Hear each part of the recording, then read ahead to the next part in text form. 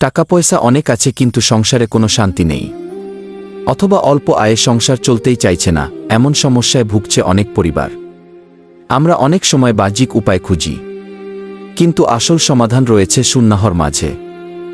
আজ আমরা জানব 3টি সহজ আমল যা ঘর থেকে অভাব ও অশান্তি দূর করে আল্লাহর রহমত ও বরকত এনে দেবে।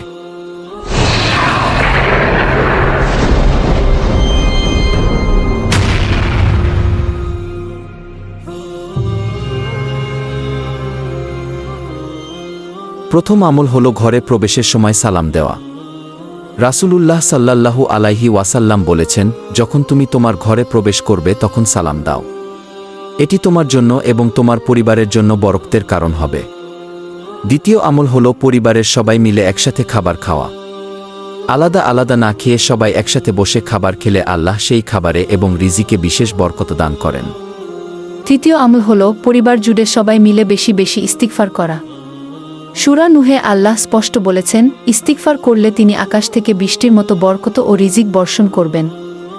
আসুন আমাদের ঘরগুলোকে সুন্নাহ দিয়ে সাজাই। ভিডিওটি আপনার প্রিয়জনদের সাথে শেয়ার করে তাদের ঘরেও শান্তির বার্তা পৌঁছে দিন। আর আমাদের 700 সাবস্ক্রাইবারের এই সুন্দর পথচলায় যুক্ত থাকতে স্বচ্ছ মিডিয়া এখনই সাবস্ক্রাইব করুন।